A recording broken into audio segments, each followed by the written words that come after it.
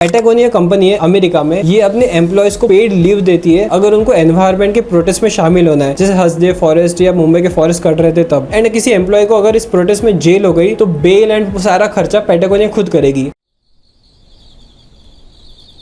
ये है अमेरिका की पैटागोनिया कंपनी। ये आउटडोर के लिए गियर्स एंड कपड़े बनाती है जब आपको कैंपिंग या ट्रेकिंग में जाना हो। लेकिन ये कंपनी फेमस है अपने एनवायरमेंट फर्स्ट कल्चर के लिए। पैटागोनिया कंपनी सिर्फ कल्चर की बातें नहीं करता बट उस डायरेक्शन में पैसा और टाइम इन्वेस्ट भी करता है। पैटागोनिया के एम्प्लॉयज को परमिशन है अगर उनको जल्दी निकलना है कोई एनवायरमेंट के एनजीओ के काम के लिए, उनको पेड लीव्स भी मिल जाएगी। अगर तुम्हारे ब्रांड के वैल्यूज एंड कल्चर से तुम्हें रिस्क या कुछ खर्चा नहीं हो रहा है तो वो सिर्फ फालतू डायलॉग है जो आप दीवार पे लिख रहे हो। एक बार पैटागोनिया के एम्प्लॉयज ने अपने आउटडोर शॉर्ट्स पे लिख दिया वोट द एसोल्स आउट, क्योंकि उनको ट्रम्प जैसे पॉलिटिशियन को हटाना था, क्योंकि वो बोल रहे थे क्लाइमेट चेंज जैसे कोई चीज ही नहीं है।